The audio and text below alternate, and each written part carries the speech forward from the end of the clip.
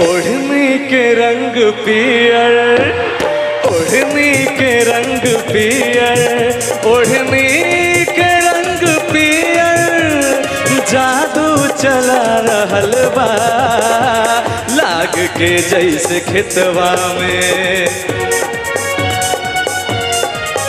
अरे लाग के जैसे खेतवा में सरसों फुला रहल बा, लाग के जैसे खेतवा में सरसों फुला रहल बा।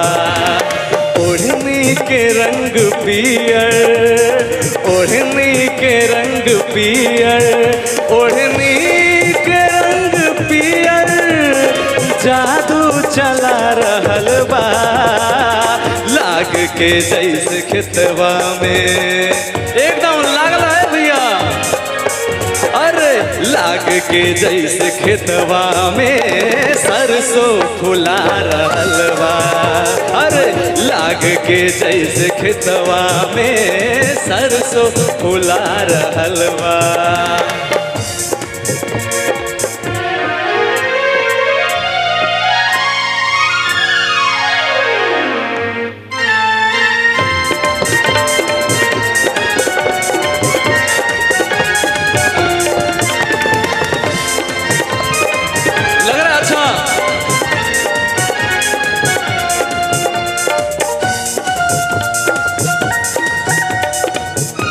लाग के जैसे खेतवा में सरसों फुला रहल बा, ओढ़नी के रंग पियर, और ओढ़नी के रंग पियर, ओढ़नी के रंग पियर, जादू चला रहल बा लाग के जैसे खेतवा में,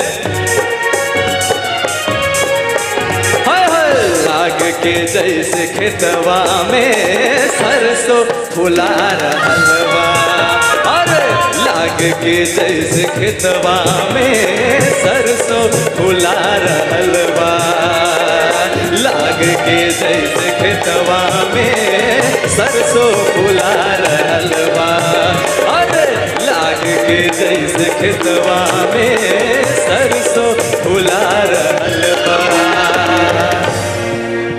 बहुत बहुत धन्यवाद आप लोगों का, आप लोगों ने मुझे बहुत प्यार दिया है। मैं एक छोटा सा बच्चा हूँ, मैं भी गाना सीख रहा हूँ, अगर कुछ गलती हो ना तो माफ कीजिएगा, मैं सीखने की कोशिश करूँगा। बहुत बहुत धन्यवाद। भारत माता की, थावे वाली मैया की बहुत बहुत धन्यवाद, बहुत बहुत धन्यवाद। बहुत ही मासूमियत से अमरजीत जयकर ने अपनी बात को रखी और गायकी की क्या कहने। एक बार जोरदार तालियां, आपकी तालियां इनके लिए ब्लेसिंग है और थैंक यू सो मच। और अब पता नहीं आज ना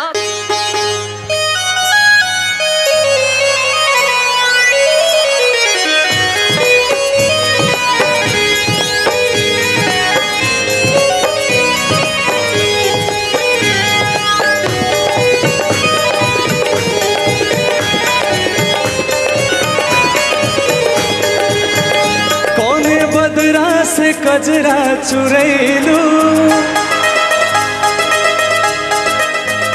कौने बदरा से कजरा चुरैलू, कौने बदरा से कजरा चुरैलू, कौने फुलवा से खुशबू मंगैलू ए धानी, कि एहो धनी जिया छछना बेला छागल न दुनिया पागल कइले बा, कि एहो धनी जिया छछना बेला छागल न दुनिया पागल कइले बा, बेला छागल न दुनिया पागल कइले बा। कौने बदरा से कजरा चुरैलू, कौने फूलवा से खुशबू मंगैलू ए धानी। आप लोग गाइएगा क्या मेरे साथ? तो चलिए एक लाइन हम गाएंगे और एक लाइन आप लोग गाइएगा, ठीक है? कौने बदरा से कजरा चुरैलू, अब कौने फुलवा से खुशबू मंगैलू आप लोग गाइएगा, ठीक है?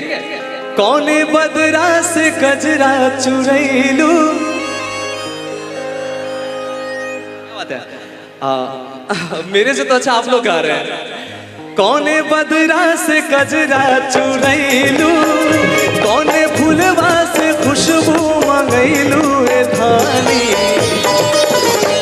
कि ए हो धानी जी अच्छा छना बेला छागल न दुनिया पागल कैले बा, कि ए हो धानी जी अच्छा छना बेला छागल न दुनिया पागल कैले बा। कौने बदरा से गजरा चुरैलू, कौने फूलवा से खुशबू मंगैलू ए धानी, कि ये हो धनी जी अच्छा छना बेला छागल न दुनिया पागल कैले बा, कि ये हो धनी जी अच्छा छना बेला छागल न दुनिया पागल कैले बा, कि ये हो धनी जी अच्छा छना बेला छागल न दुनिया पागल कैले बा, कि ये हो धनी जी अच्छा छना बेला छागल न दुनिया पागल कैले बा।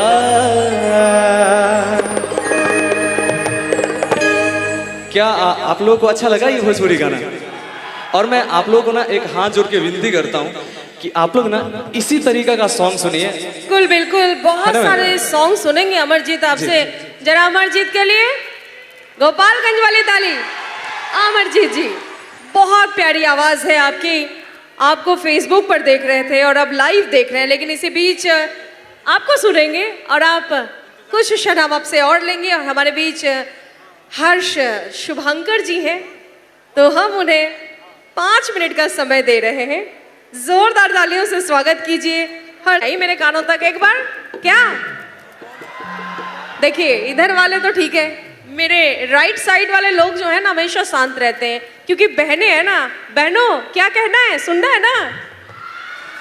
ना ना आवाज नहीं आई, एक बार जोरदार। बिल्कुल, तो अभी हर्ष शुभंकर।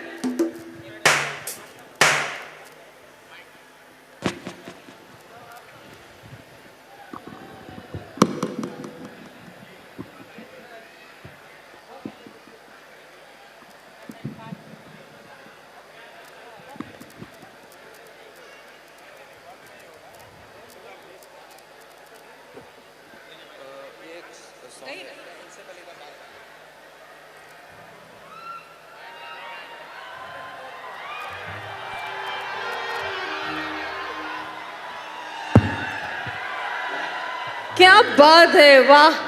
मुझे लगा कि अचानक क्या हो गया, तो पता चला सभी सीसीटीवी कैमरा और जो आपको मॉनिटर किया जा रहा है उन कैमरास की नज़र में आकर आप काफ़ी खुश हैं। और बड़ी ही प्यारी आवाज़ हम सुन रहे थे अमरजीत की।